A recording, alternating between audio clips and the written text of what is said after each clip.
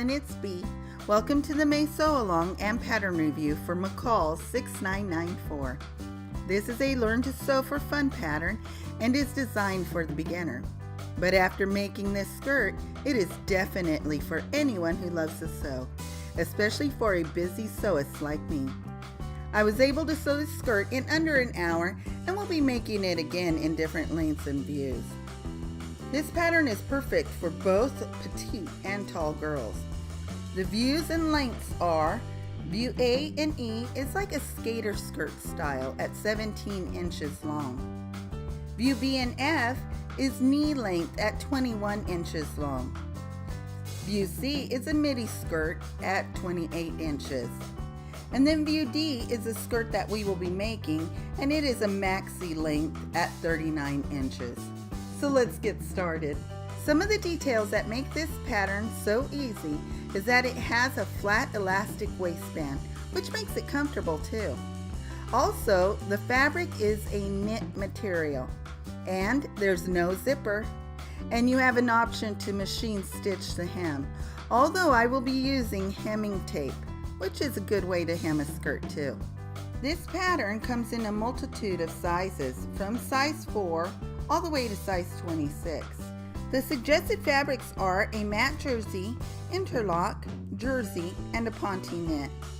But it is designed for medium weight, moderate stretch knits. I am going to be using a stretch cotton. You will want to be sure to use the stretch guide on the top of the pattern in the back.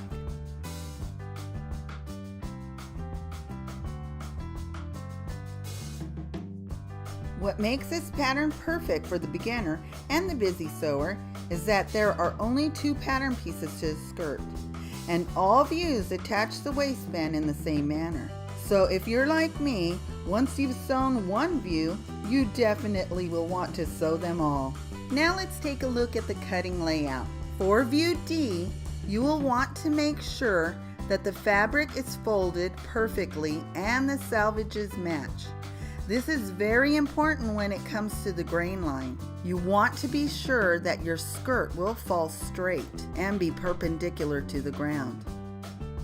Something that I have learned over the years is to baste a line on the fold of the fabric, so I can be sure that the grain line remains straight as I sew the skirt.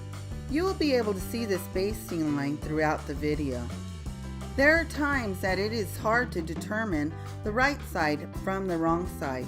What I do for this is mark the wrong side of the fabric with chalk, so I don't get them mixed up. I usually will stay stitch the waistband just inside the stitching line so that it will not stretch out.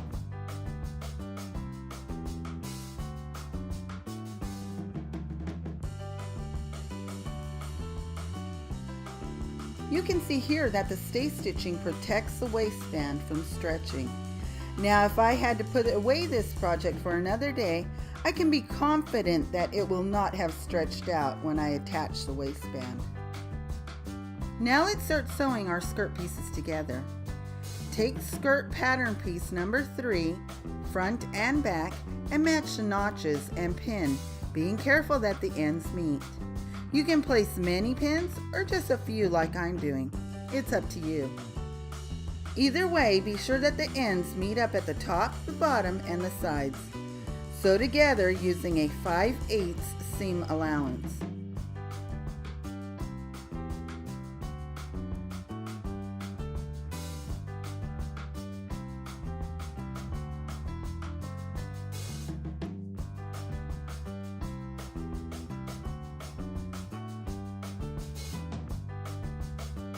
Stitch again 1/8 of an inch on the outside of the seam all the way down.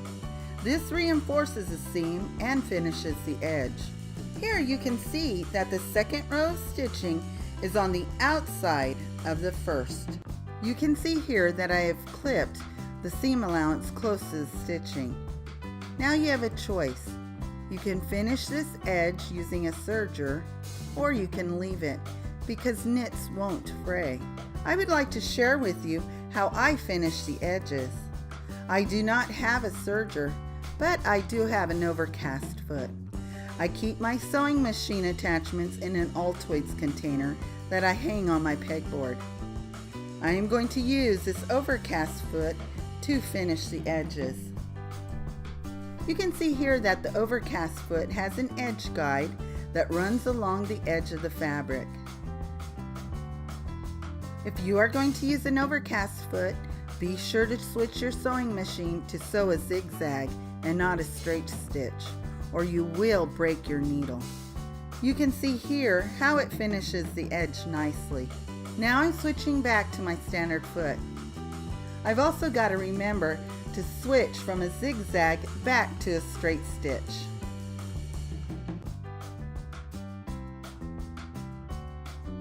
I'm going to leave an opening to insert the elastic. When sewing the side seam, be sure to back tack, sew forward, back tack again, then jump over, and then do the same thing all the way down to the end.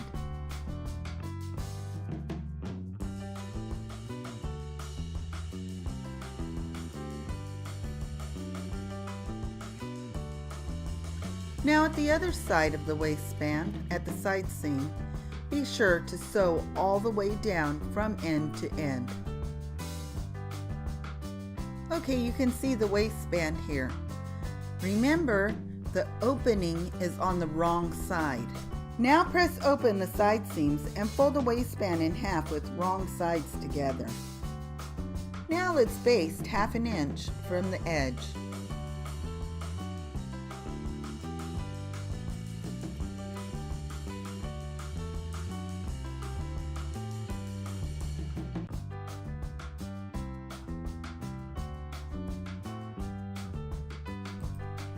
Okay, now we've basted the waistband all the way around. So now let's pin the waistband to the skirt, right sides together.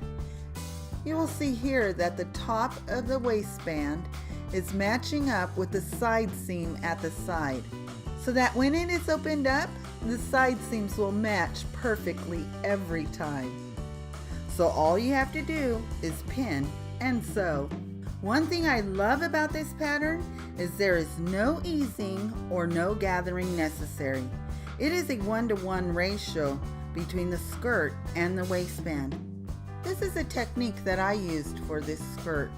It was not part of the pattern, but it is something I like to do every time. And that is top stitching the seam allowance from the right side. This ensures that that seam allowance will stay put and it will not go up. Now we are ready to insert the elastic through the waistband casing. I use the safety pin. Now take the ends of your elastic, being sure that it is flat and there are no turns. I like to sew an elastic waistband by overlapping the ends, sewing and trimming. That way there is no bulk and the ends lie flat.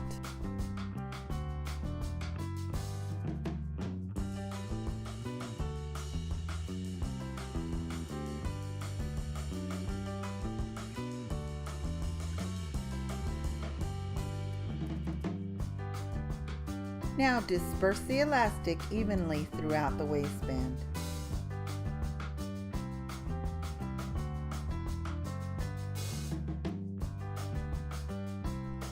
Before you do the hem, be sure that you hang your skirt overnight so that the hem will settle. Now we are ready for the hem. In this pattern, there are times when the hem may show, especially with view E and F. So I want to share a technique that I do for skirt hems using lace hem facing. I had to purchase 2 packs for this skirt. Attach the lace hem tape to the skirt following the lace pattern, using a zigzag stitch all the way around.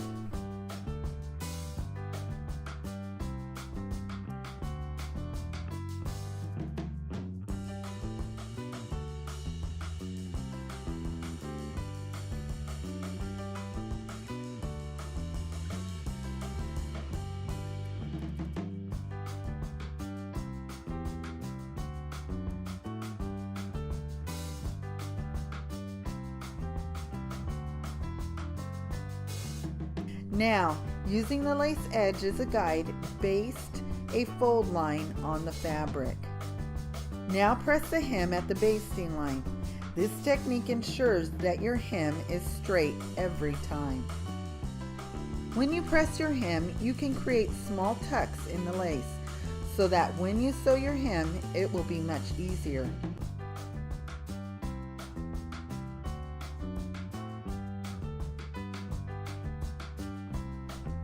Now I hemmed my skirt by hand, using the scallops in the lace as a guide to my stitches.